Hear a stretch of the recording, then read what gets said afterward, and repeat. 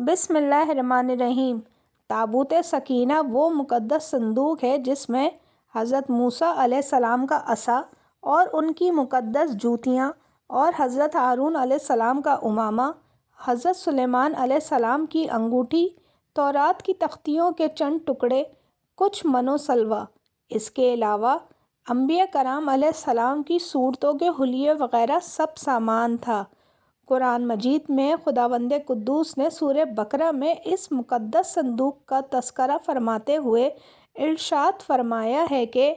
اور ان سے ان کے نبی نے فرمایا، اس کی بادشاہی کی نشانی یہ ہے کہ آئے تمہارے پاس تابوت جس میں تمہارے رب کی طرف سے دلوں کا چین ہے اور کچھ بچی ہوئی چیزیں ہیں، معزز موسیٰ اور معزز ہارون کے ترکے کی، اٹھاتے لائیں گے اسے فرشتے، بے شک اس میں بڑی نشانی ہے تمہارے لیے اگر ایمان رکھتے ہو۔ سورہ بقرہ آیت نمبر 248۔ درس ہدایت۔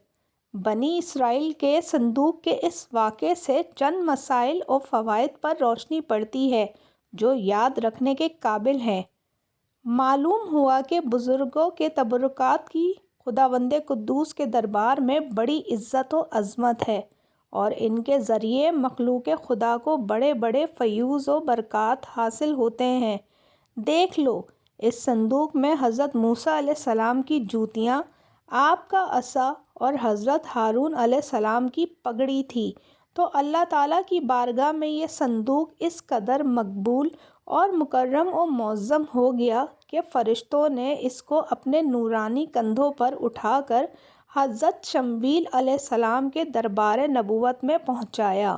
اور خداوند قدوس نے قرآن مجید میں اس بات کی شہادت دی کہ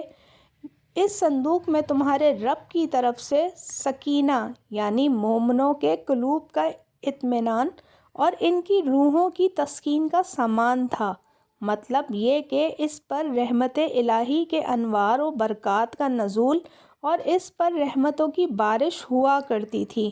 تو معلوم ہوا کہ بزرگوں کے تبرکات جہاں اور جس جگہ بھی ہوں گے ضرور ان پر رحمت خداوندی کا نزول ہوگا،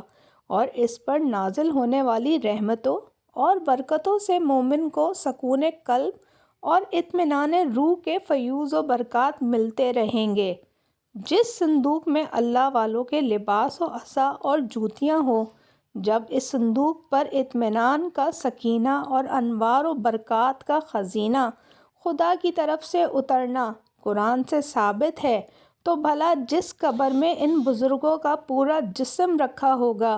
کیا ان قبروں پر رحمت و برکت اور سکینہ اور اطمینان نہیں اترے گا؟ ہر عاقل انسان جس کو خداوند عالم نے بصارت کے ساتھ ساتھ ایمانی بصیرت بھی عطا فرمائی ہے، وہ ضرور اس بات پر ایمان لائے گا کہ جب بزرگوں کے لباس اور ان کی جوتیوں پر سکینہ رحمت کا نزول ہوتا ہے تو ان بزرگوں کی قبروں پر بھی رحمت خداوندی کا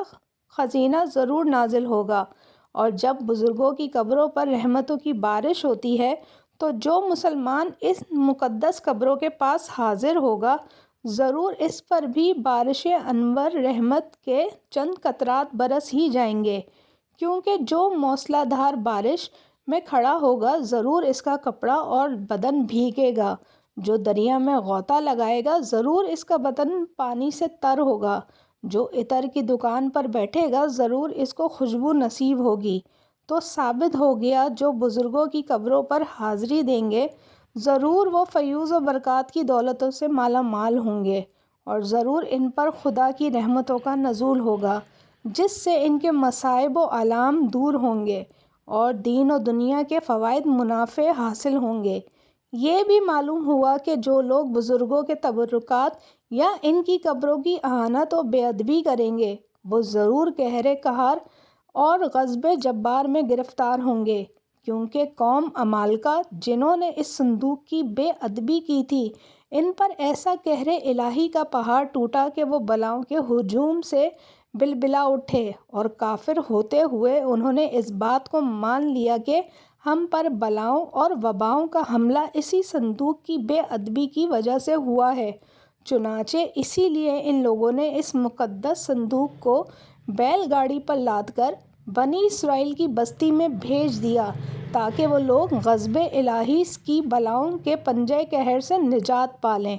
جب اس صندوق کی برکت سے بنی اسرائیل کو جہاد میں فتح مبین ملتی تھی تو ضرور بزرگوں کی قبروں سے بھی مومنین کی مشکلات دفع ہوں گی اور مرادیں پوری ہوں گی، کیونکہ ظاہر ہے کہ بزرگوں کے لباس سے کہیں زیادہ اثر رحمت بزرگوں کے بدن میں ہوگا۔ اس واقعے سے یہ بھی معلوم ہوا کہ جو قوم سرکشی اور عصیان کے طوفان میں پڑ کر اللہ اور رسول کی نافرمان ہو جاتی ہے، اس قوم کی نعمتیں چھین لی جاتی ہیں۔ چنانچہ آپ نے پڑھ لیا کہ جب بنی اسرائیل سرکش ہو کر خدا کے نافرمان ہو گئے اور قسم قسم کی بدکاریوں میں پڑ کر گناہوں کا بھوت ان کے سروں پر عفریت بن کر سوار ہو گیا، تو ان کے جرموں کی نحوستوں نے انہیں یہ برا دن دکھایا کہ صندوق سکینہ ان کے پاس سے قوم عمالقہ کے کفار اٹھا لے گئے اور بنی اسرائیل کئی برسوں تک اس نعمت عظمیٰ سے محروم ہو گئے۔